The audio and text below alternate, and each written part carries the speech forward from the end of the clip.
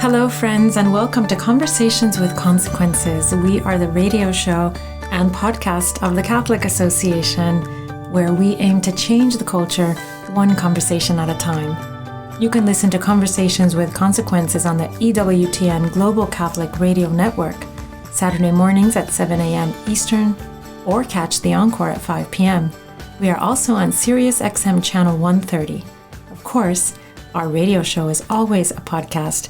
Go to thecatholicAssociation.org/podcasts or directly to wherever you listen to your podcasts. I'm your hostess, Dr. Gracie Christie. I hope you're having a wonderful Easter season. We have a great show for you today, as we do each week. And again, thank you for joining us again this week to all our regular listeners.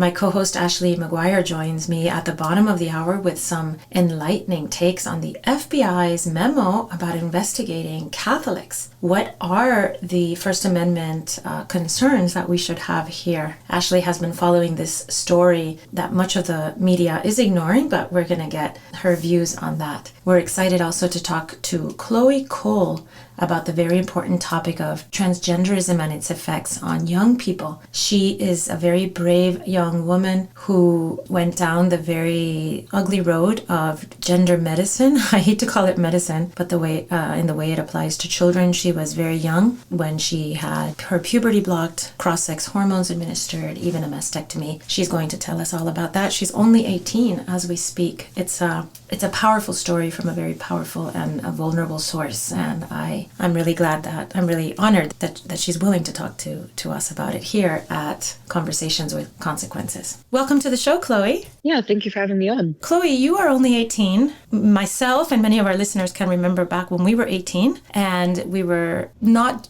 doing the kinds of things that you are doing. You are very bravely going about the world and telling your story and entering into situations which I'm sure are very difficult, putting yourself in the spotlight, answering aggressive questions, and being very, very brave. Where do you find the strength for what you are doing? I think the biggest thing motivating me is just knowing that there's more young people, and especially young girls and boys who are out there struggling with the same thing that I am, and many of them don't really have a voice, and they're not able to speak out for themselves. And I was in that situation once, and it's not something that I wish on anybody else. So you feel that you are sort of on the leading edge of a group of young people who have been ill-served by society, by the medical profession? Right. And you're willing to do what most of us are not willing to do, which is to let ourselves be in that leadership group, right? In a situation which is very contentious. Yeah, I really feel strongly called to speak on the subject after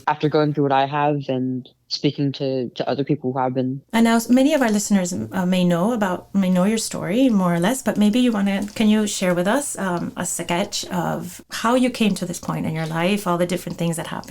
Yeah, so I am a detransitioner, meaning that I was somebody who went through the process of medically and socially transitioning to the opposite sex, and then I went back on my decision. And this all happened while I was still a kid. I started socially transitioning at 12, meaning that I changed my name and the way that I presented and dressed myself. And then I was medicalized at 13 with puberty blockers or Lupron and testosterone. And at 15, I had a double mastectomy. And just a year afterward, when I was 16, was when I had stopped transitioning. Oh my gosh, you were extremely young at 12 to be making these decisions. Let me ask you, this decision, where did it come from? Were you influenced by your peer group or what you were seeing on the internet? Yeah, for me, I had struggles relating to being a girl growing up, but it wasn't until I started using social media that I was introduced to the idea that I could be a boy, that I didn't have to be a girl. And so, there were a lot of things that I think made me vulnerable to that, being that I started puberty at a pretty young age. And so my breasts started developing when I was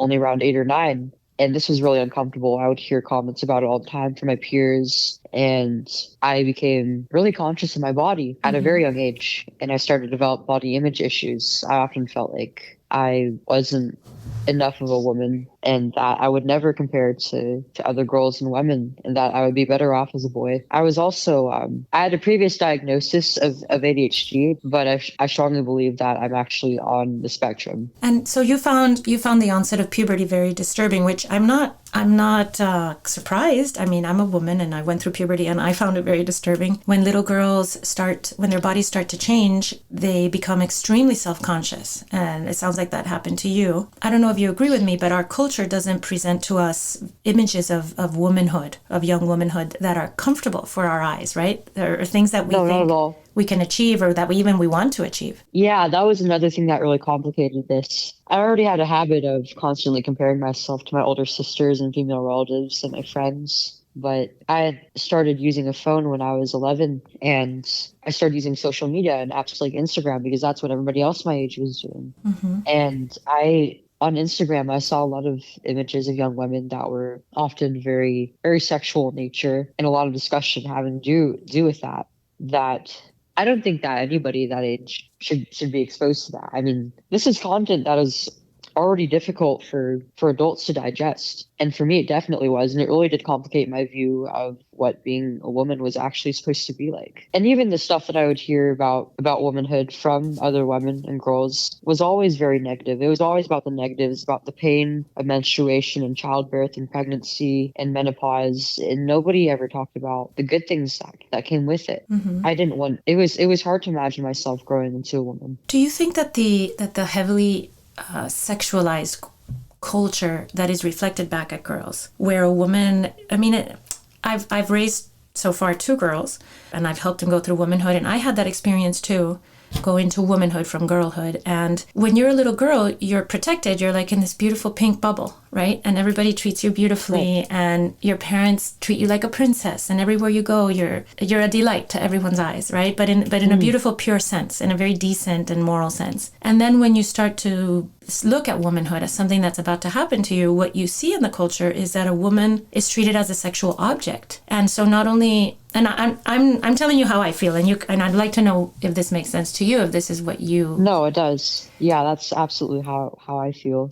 And then in exchange, how I felt growing up. You say, okay, I'm going to become a sexual object. I'm also going to have a debilitating, painful, undignified period once a month. And they say that childbirth is horrible and that and I'm going to be weighed down with screaming children. Why would I want to be a woman? Is that how you experience this? Yeah, in a lot of the discussion that I would hear from like young women, especially online and like these feminist circles about things like being a mother, the importance of like building a family was really downplayed, and it was always about like how annoying and screamy children are and how they use phrases like ruin your body for nothing, just so horrible. Like it's a total loss. Another thing about that they don't bring anything good. They only take away from you. About what you said about childhood, though, about female childhood, that was another thing. I often felt like I wasn't taken seriously because I was too cute, because I was just a girl, and no matter if it often felt like because I was cute. I hated the word cute. I hate being called cute.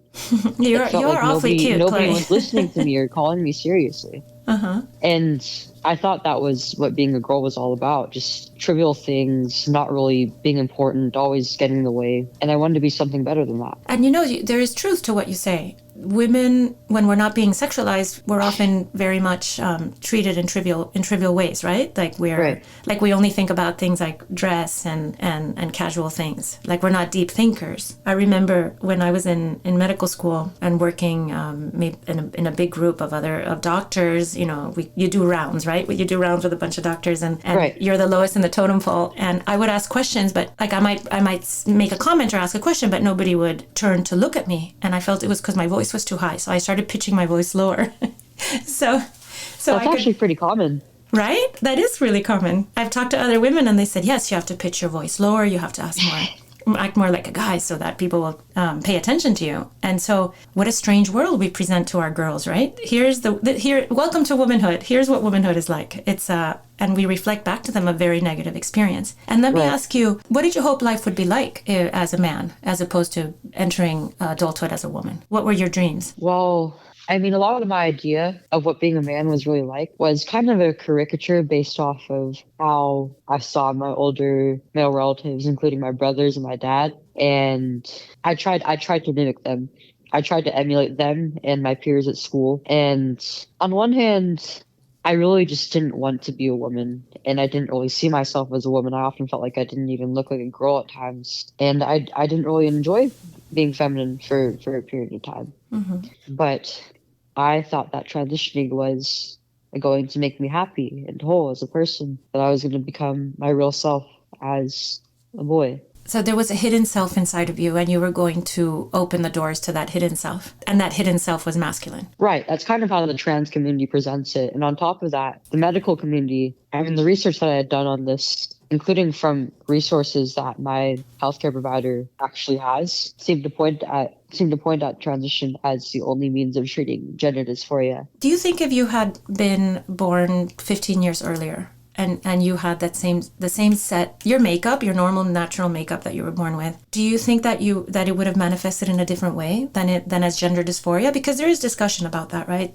Girls become troubled around puberty. And they're absolutely. very emotional. What do you think might have happened in another lifetime, in another time? Yeah, I probably would have just, if it weren't this, I probably would have just been like an emo kid or something. Still very cute, but dressed in black, right? Right. Yeah, that's very hard. So you're 12 or 13 and they start medicalizing you. Were your parents opposed, or were they scared into going along? Yeah, they actually pushed back on it heavily. They wanted me to wait until I was an adult, but they had their hand forced by the doctors. They were told, like, there's not any other option, and if you don't do this, then she's going to kill herself. And you know now that they were wrong in a sense, or do you think that they were right? Do they say that No. because they have the numbers behind them, or are they simply trying to scare parents? Yeah, I mean, they cite really faulty studies, like the 41% rate, for example. But I wasn't suicidal until I started transitioning. Oh, and then you went as far as until I was on these treatments. Mm-hmm. And it made it so much worse. Well, you were taking tremendous doses of the hormonal blocker, Lupron. That's a terrible drug, Chloe. People who have men who have breast cancer and men who have prostate cancer, women with breast cancer take that drug, and they have terrible side effects. And on top of that, I was on psychiatric meds like both short release and long release medication for ADHD, and they were using Wellbutrin as an antidepressant at one point, even though it actually has like a huge black box warning for use in kids. Mm-hmm.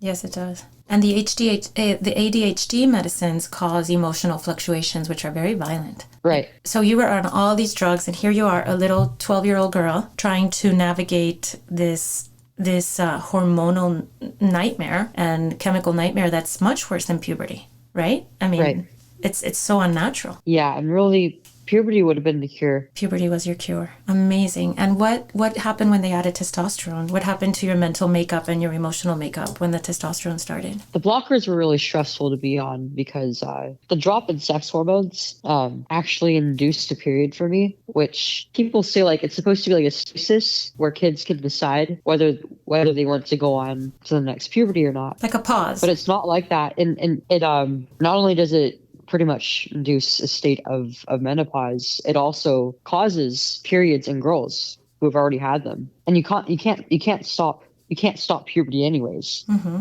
So I was very lethargic on them. I was getting hot flashes and itching all over my body, and it was just really depressing for me. I really just wanted to move on to the next treatment, which came about a month afterward, and I was put on testosterone, which that felt great.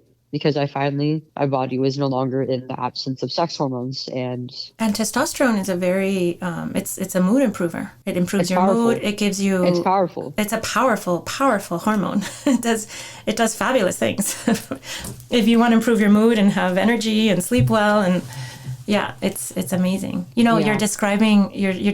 I just went through menopause in the last couple of years, and you're describing menopause is very difficult when you're all grown up and have a family around you and understand your body. So I'm very sorry you had to experience that at the tender age of 12. It's very sad. So then you take the testosterone and you have a new flowering of sex hormone in your body. You have all the wonderful side effects of testosterone, but it's still not working for you. Oh, wait, then you had a mastectomy. Which oh my God. I mean, I was very happy initially while starting on it, but nobody told me like there was going to be a honeymoon period with all these treatments. There is a honeymoon with testosterone for sure. Yeah, and as soon as I got into high school, I actually became more and more distressed. Mm-hmm.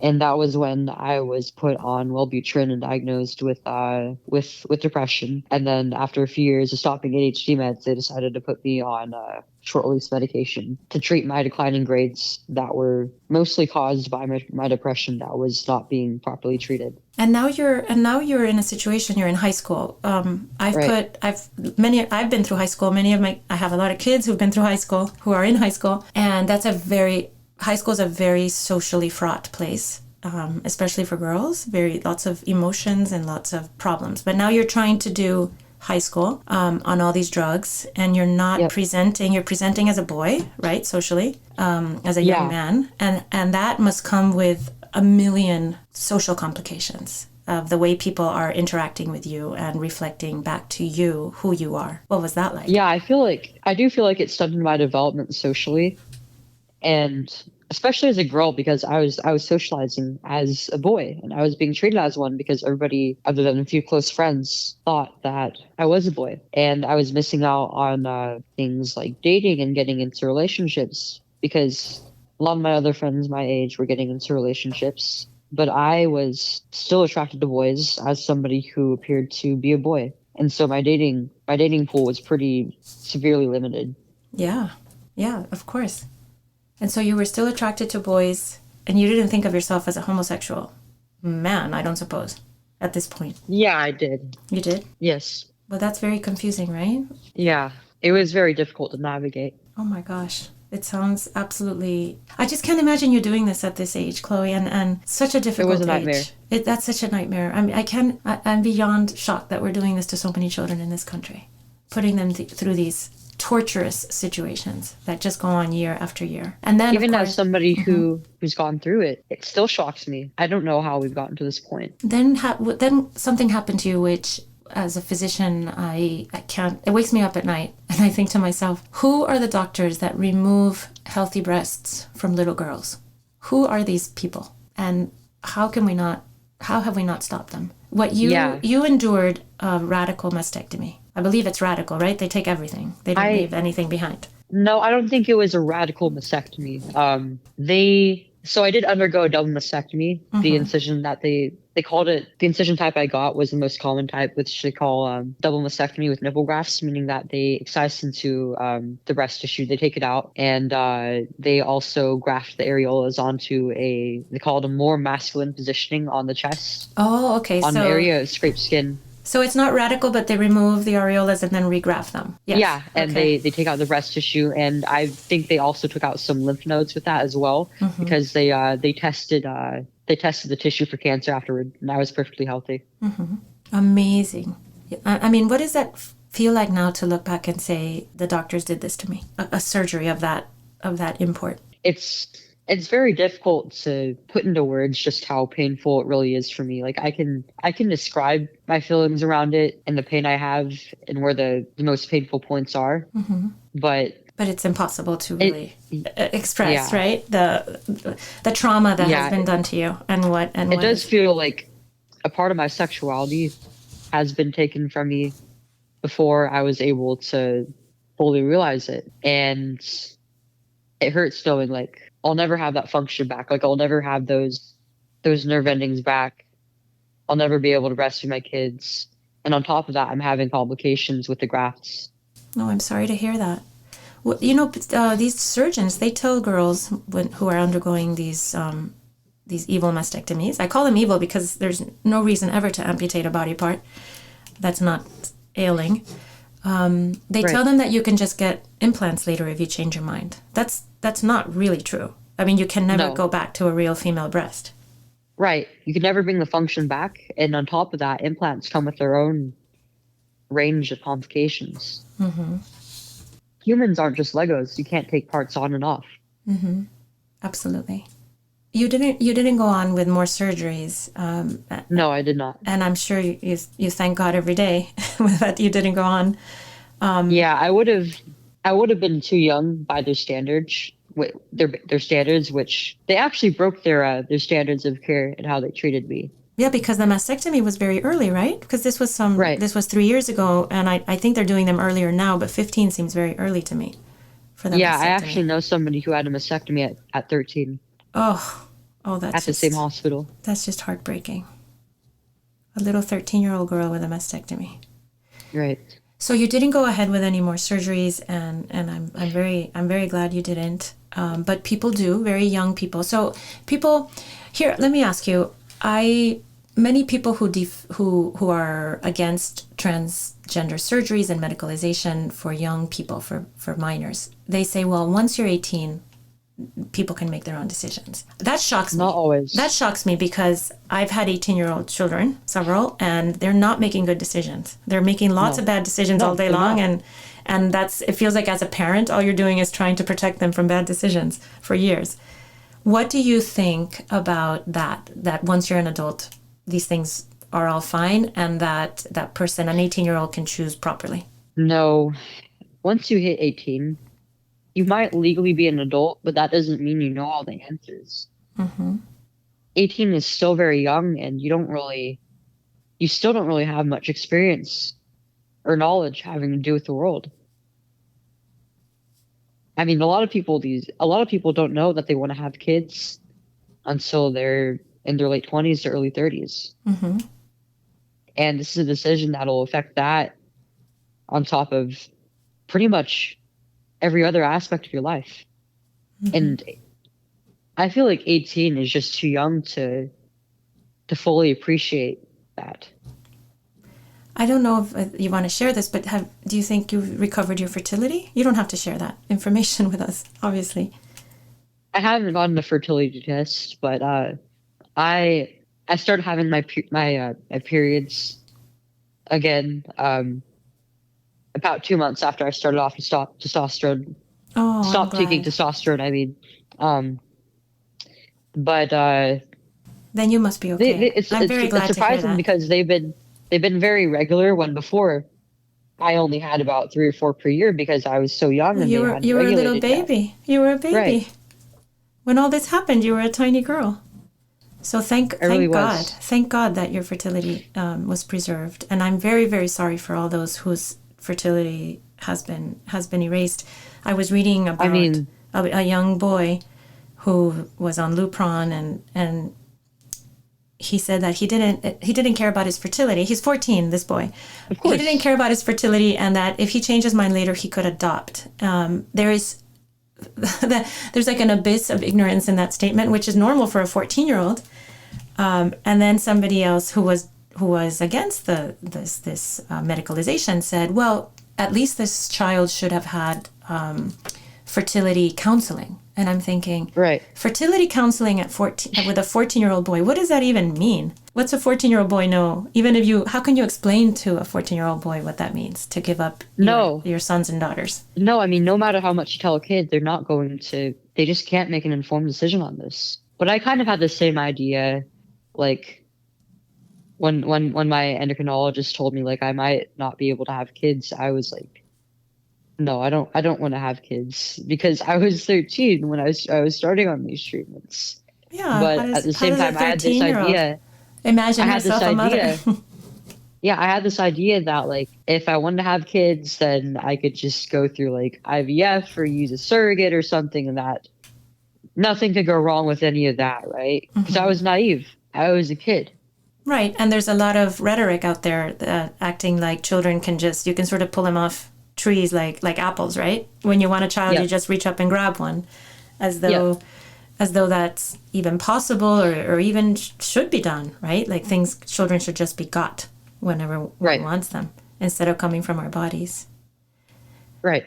Chloe, we're pretty much out of time. I'm very honored to have had this conversation with you. I feel that the world is a better place because you're in it, and because you are so brave and so good to speak so frankly about your troubles. And I know that you're saving lots of lives and lots of futures of young people. Just as parting words of advice to parents, to grandparents, to aunts, to uncles who might be listening to this, to young people who might be listening to this and have friends who are struggling with gender dysphoria or family members, what would you say to them? This is never appropriate for kids. It's something that should wait until adulthood. And that doesn't necessarily mean when that doesn't necessarily mean the moment that you turn 18. This is a decision that takes a long time to make a decision on. And there's no guarantee that it's going to treat your gender dysphoria. And chances are that if you do experience gender dysphoria, it might be caused by underlying issues and traumas that you have that need to be treated first. And an issue that I noticed with a lot of these dysphoric kids, they're not really active in their communities. They don't really partake in like school clubs or extracurriculars or sports or anything. And they're very lonely. They don't really have that sense of community around them, especially with their peers. And so they turn to the internet to fill that.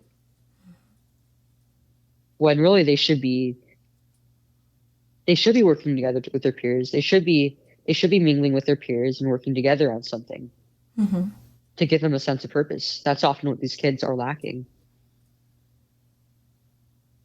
And they need to know the truth, because these doctors and this community that promotes this treatment as a one-size-fits-all thing, it's dangerous. It comes with a host of complications. And these doctors are often not informing their patients of the full picture of things. Well, there you have it. Thank you, Chloe Cole, and thank you for joining us and telling us the truth of your story, and thank you for your bravery. Thank you so much.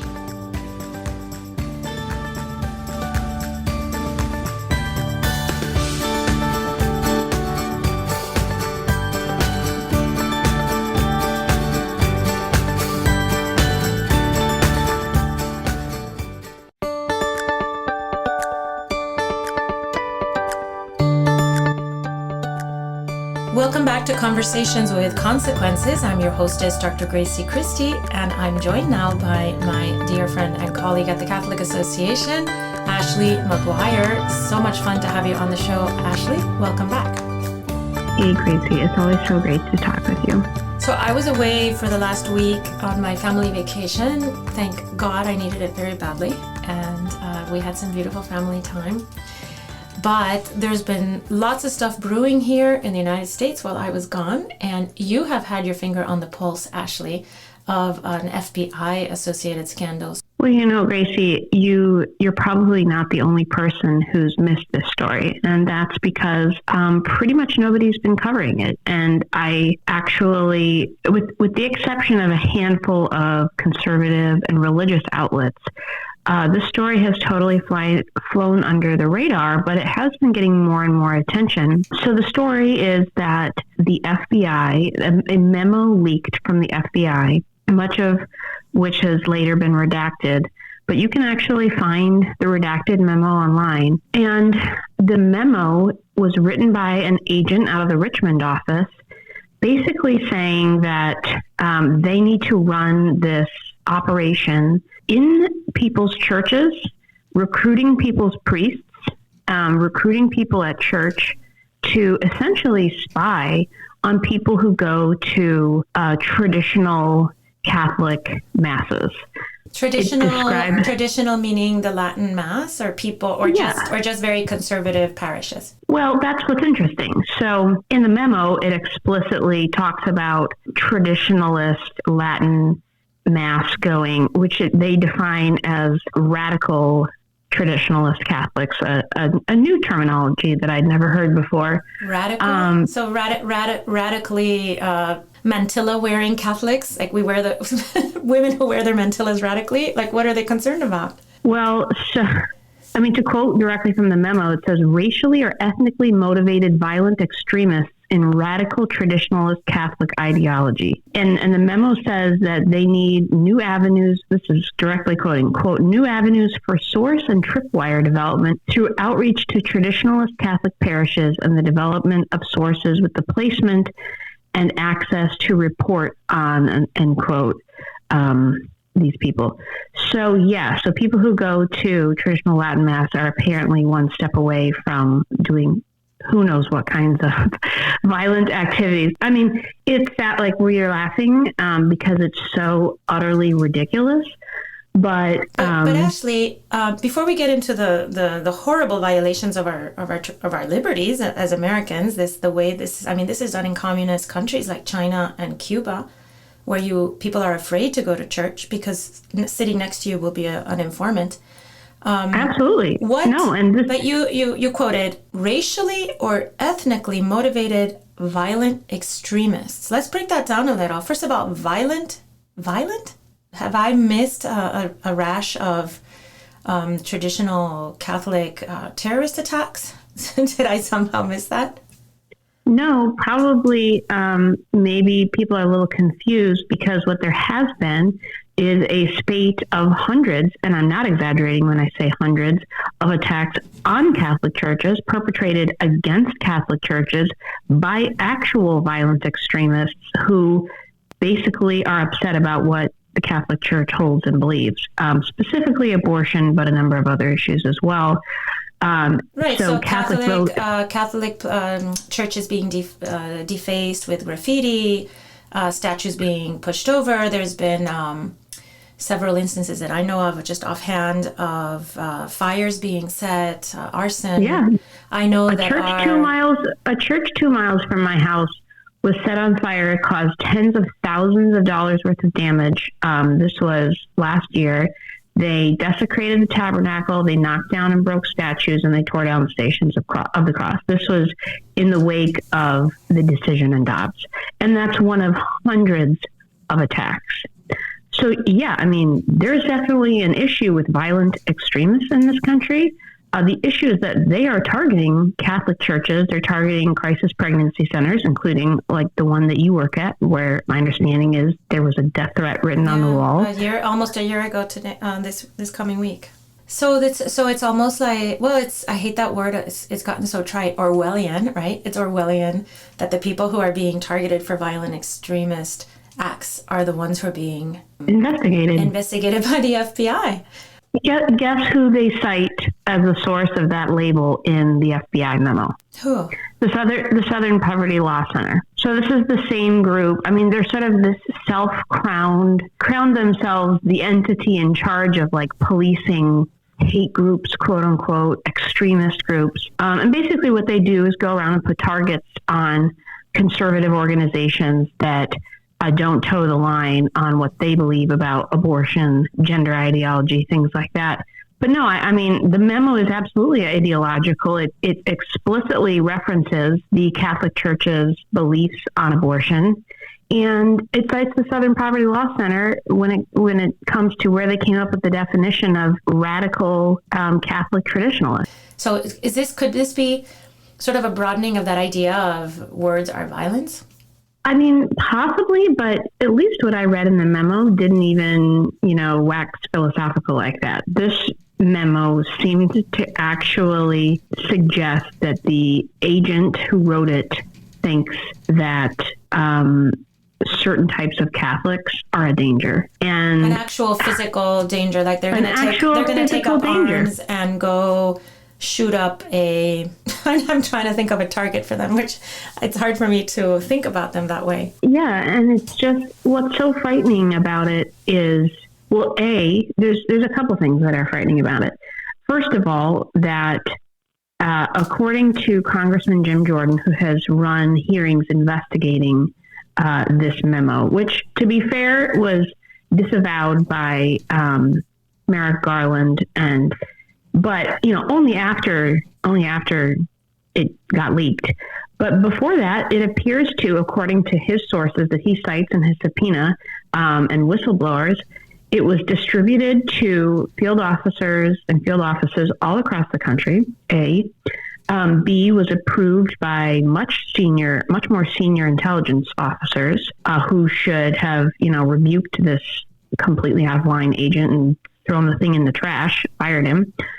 And B, was actually proposed to be expanded to include not traditional Latin Mass churches and masses, but what they call mainline Catholic churches, and senior diocesan officials. So it just shows the kind of slippery slope that you start, flying down when you have the government picking and choosing what forms of Catholicism, Christianity, or insert name of religion or belief here are acceptable and which aren't. That it very quickly turns into something where, the net that ensnares people becomes much wider. And, let's not forget that last year or 2 years ago at this time, that the group that was under, quote, investigation by the FBI were parents who were showing up at school board meetings wondering why the heck it was 18 months into the pandemic and public schools had been forked over millions upon millions of dollars worth of funding to supposedly reopen, and they were still closed because the teachers' unions were acting like mafia figures instead of teachers and holding public schools hostage. So these parents were upset, and school board meetings were obviously tense situations, and they were labeled domestic terrorists and investigated by the FBI. So the FBI has basically been is being weaponized against American citizens who don't toe the line, who don't march in lockstep behind whatever it is that the administration and their thugs are doing. And right now, that happens to be the Catholic Church. And it's really scary. And, as you point out, this is the stuff of communist totalitarian countries. And you don't have to be a Catholic who prefers the old Latin Mass to be concerned about what its implications are for a free society. It's a terrifying thought that those tactics that are used in places like China and Cuba of infiltrating civic associations like churches and temples and house churches, people who meet together for prayer services. That's what the government does in those places. They find out that someone's having a prayer service or they know about a mass that's going on, and they will send an undercover person to monitor everything that's going on. And I've talked to Cubans, especially, no Chinese, but I've talked to Cuban friends of mine who explained that it doesn't just have a chilling effect on religious expression and your ability to practice your religion, but it has a terrible effect on the trust between human beings. In other words, that everywhere you go, and in the place where you should have the most trust and the most ability to sort of unburden your soul and find companionship, and which is what we find in our religious observances, and find community, that's where you're most afraid of finding traitors and having your words recorded and used against you, and somebody making career moves on your back.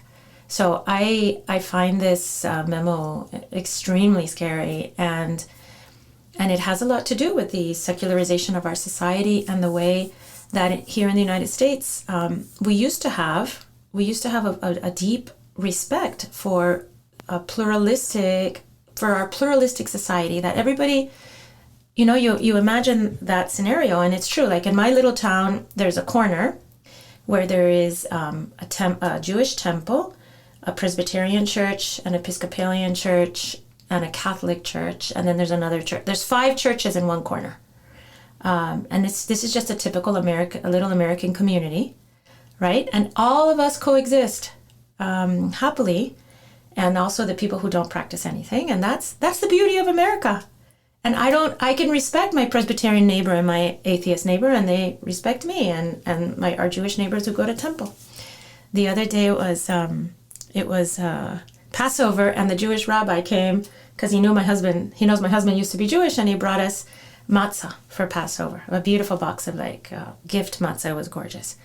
And this that the FBI has done flies in the face of that beautiful American pluralistic tradition where all of us live together in peace and respect each other and can see the brotherhood and the sisterhood of other co-religionists, other religionists, and we don't have to share all the same beliefs, but we can respect them. Don't you think that this just flies in the face of that and destroys the essence of who we are as Americans? Definitely. And, in an article that I'm working on about this, I point out that the irony is that it's these houses of worship that, if the government really is concerned about violent extremism, the place where people come together peacefully despite differences are houses of worship. Whether it's, I was struck by this even before I really keyed into what was happening or what had happened with the FBI in these hearings. The other day when I was at Mass and, sitting behind the row of wheelchairs at the front, with the kind of wriggling kids in the back, thinking, in what other place anywhere in civil society am I simultaneously with rich people, poor people, people of all different races, people of all different political beliefs, disabled people, elderly, the youngest children, pregnant, it's just that, and I know that other houses of worship, synagogues, are the same. And it's really a beautiful part of our lives. It's the peaceful part. It's the community part. It's the loving part, right? Right. And these are the places and the experiences that actually quell extremism. Exactly. Because it's where you are united in a higher belief, in a calling for the, toward the common good with people that you're different from. And also, that has always... Actually, there's just I can't think of any events that link traditional Catholics to violence. I can't think of a single one. Am I missing something that you know about? No, right? No. And I mean, that's a little bit, it's both besides the point and the point. I mean, it's, both the idea that, as you point out, the people who are wearing mantillas and, doing Gregorian chants are going to suddenly pick up AK-47s is so bizarrely off key that it's bizarre. The women have too many children to be worried about, exactly. Or to be able to go get their gun license. They're way too busy, and the men are supporting all those babies, and that's really beautiful. But it's also besides the point, because the real point is that they're being targeted because they're the people who are most likely to adhere to the church's teachings that people don't like. And so I think that's why they were being targeted in this quote unquote investigation. I'm glad that the FBI is being called out, but more people need to be aware of this, that this was something real that happened. It wasn't just, I think there's an attempt to spin it as, just some rogue agent in some office. No, it wasn't. Not according to the subpoena. This was widely known about, and I think is part of a broader concerning pattern of an entity that's meant to protect our rights is being weaponized against our rights. Well, thank you, Ashley, for giving us all that information and for joining me today. Thanks, Gracie. Every morning, the Catholic Association reviews all the latest news and sends our subscribers a carefully curated collection of the most important news of the day. Items are specifically selected for a smart Catholic audience like you. Don't let the world take you by surprise. Subscribe to our daily media roundup at thecatholicAssociation.org. And now, Father Roger Landry offers us, as is customary, a short and inspiring homily to prepare us for this Sunday's Gospel. This is Father Roger Landry, and it's a privilege for me to be with you as we enter into the consequential conversation the risen Lord Jesus wants to have with each of us this Sunday. Last week, Jesus gave us the parable of the sower, seed, and soil to indicate to us how he wants us to receive his word and his work within us. We know from our basic knowledge of farming what normally occurs once a seed has been implanted in good soil.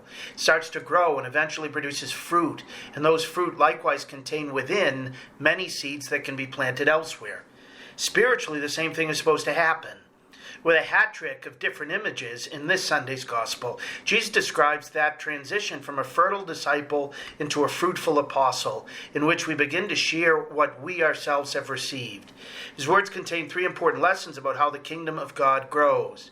Insofar as each of us has been called and chosen by God through the church to enter into and expand his kingdom, these three parables are deeply relevant to who we are and what God calls us to do. In one parable, Jesus tells us that the church, like a mustard seed, starts small, but will grow to be huge. In a second, he adds that the members of the church are meant to function in the world like yeast does in bread. We're supposed to make everything rise. In the third, he states that the church's growth doesn't happen in a vacuum. There's also an enemy in the field, sowing weeds, trying to wreck God's harvest. In other words, to destroy you, me, and those we know and love. These three parables go together and are meant to guide us at every moment of the church's life. The first parable is that the church begins like a tiny mustard seed. From the small seed of Christ implanted by God in Mary's womb to the calling of just a few disciples and apostles filled with the Holy Spirit, the church was born and grew into the largest of shrubs, which countless people throughout the ages, including whole nations, have been able to come and find shelter in her branches. That tree continues to live, and we're branches on Jesus the vine. The branches of the church extend in areas of great sunshine and great darkness, of nourishing rain and desiccating heat, with all of us taking our roots in that one event, that one piece of soil on Calvary, that one seed of Jesus who fell to the ground 3 times and died but rose again like a plant in springtime, giving life to all of us.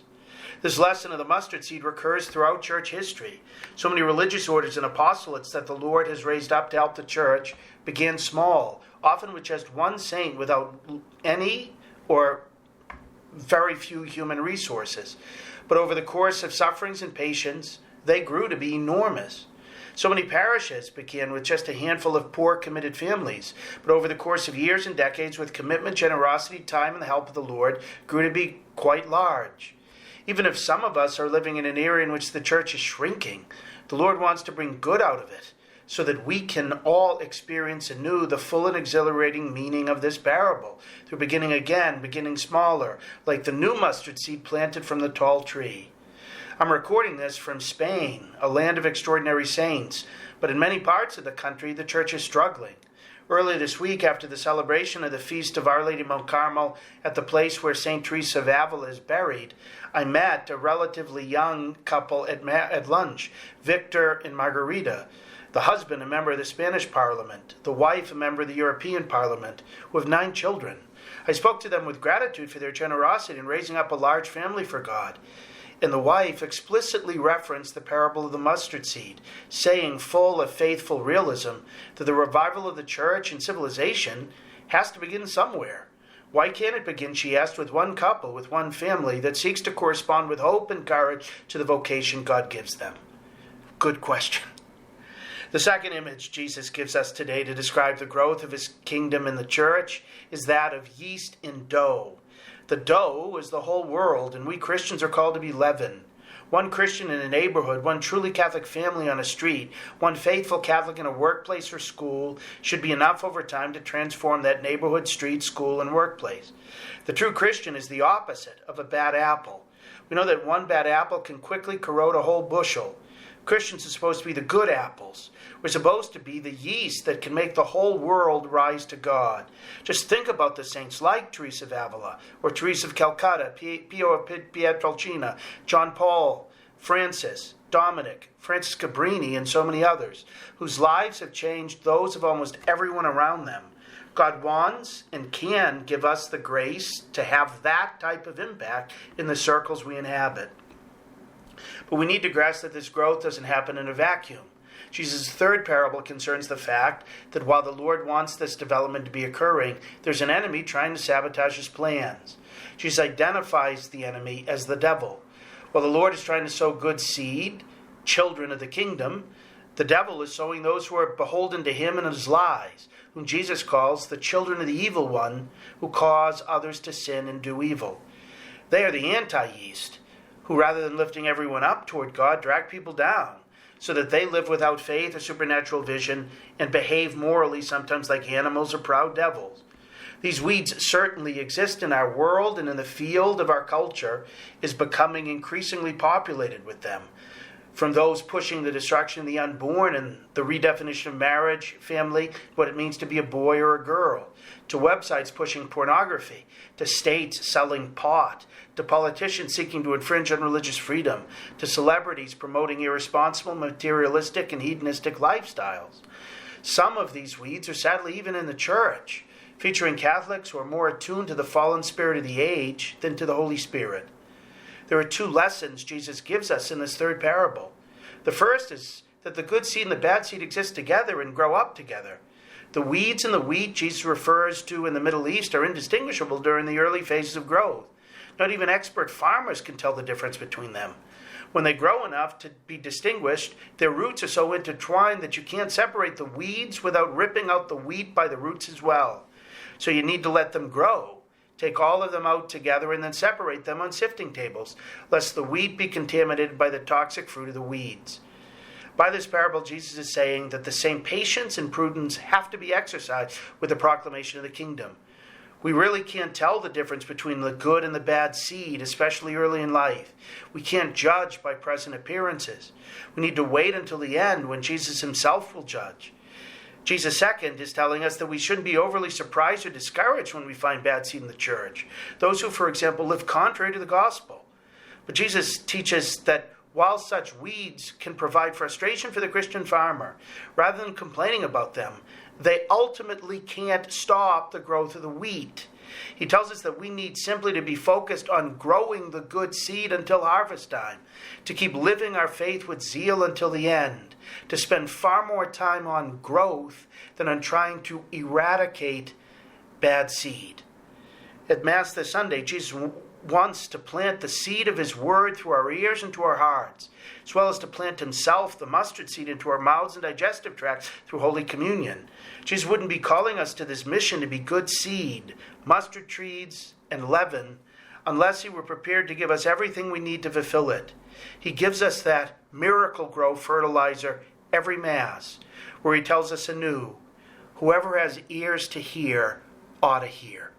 God bless you. Thank you, Father. To learn more about Father Landry, check out his website. It's called catholicpreaching.com, and make sure to catch his writings at EWTN's National Catholic Register, where he's a regular contributor. I wanted to take a moment to tell you about something that we just experienced in our family that was very beautiful.